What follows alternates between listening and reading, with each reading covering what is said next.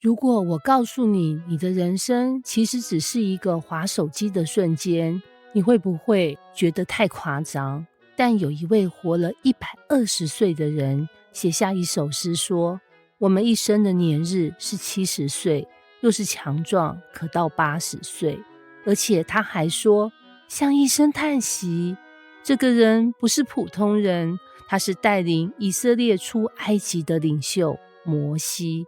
今天我们来看诗篇90篇，这不是鸡汤，这是一首关于时间残酷的诗，但最后却给出一个翻转人生的答案。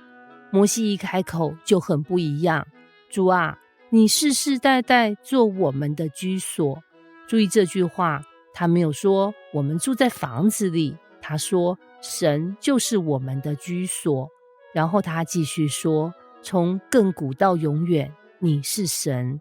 在讲人生之前，他先讲永恒，因为如果没有永恒的参照，你根本不知道短暂有多短。接着话锋一转，你使人归于尘土，这句话很直接，人最后会回到尘土。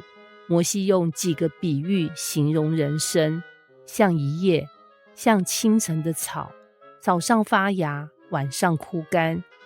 你有没有发现，我们很少这样看人生？我们觉得人生很长，但从永恒看，其实像一天的草。摩西说，在你看来，1000年如已过的昨日，又如夜间的一根，一根大概3小时。换句话说，1000年等于神眼中的几个小时。那我们的70年呢？大概像一个滑手机的通知。接着摩西讲到一个很少人喜欢听的主题，罪。我们因你的怒气而消灭，因你的愤怒而惊惶。他说，人生的短暂不只是自然现象，也跟罪的后果有关。甚至说，你将我们的罪孽摆在你面前。我们以为没人知道的事，其实都在神面前，这让人有点不安，但也让人开始思考，人生为什么会这么脆弱。最有名的一节来了，我们一生的年日是70岁，若是强壮可到80岁。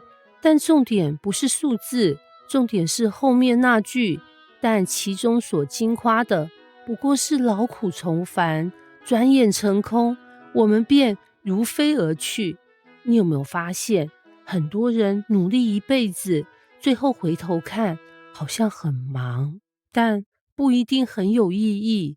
就在整首诗最沉重的时候，摩西突然提出一个转折，求你指教我们怎样数算自己的日子，好叫我们得着智慧的心。这句话很重要，不是增加日子，而是数算日子。意思是开始意识到时间有限。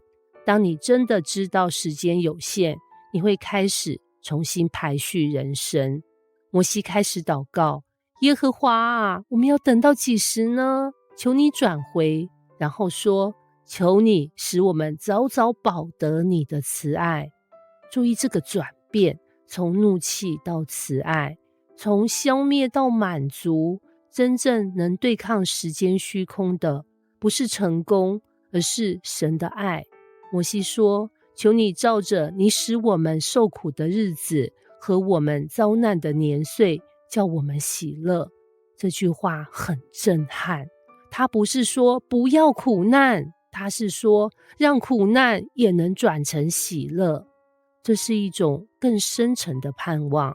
最后摩西总结，愿你的作为向你仆人显现，愿主我们神的荣美归于我们身上。然后一句关键，愿你坚立我们手所做的工。人生不是不要做事，而是让你的工作被神坚立。换句话说，从短暂进入永恒价值。这首诗有一个很强的对比，神是永恒的，人是短暂的。人生像草，神却不改变。如果只有这2点，会很绝望。